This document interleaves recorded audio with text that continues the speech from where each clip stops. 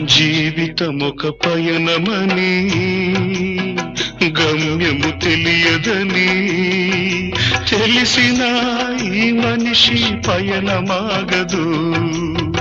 జననం ధర్మమని మరణం కర్మమని తెలిసిన జనన మరణ చక్రమాగదు.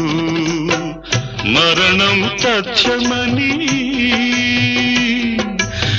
ఏ జీవికి తప్పదని తెలిసిన ఈ మనిషి తపనాగదు.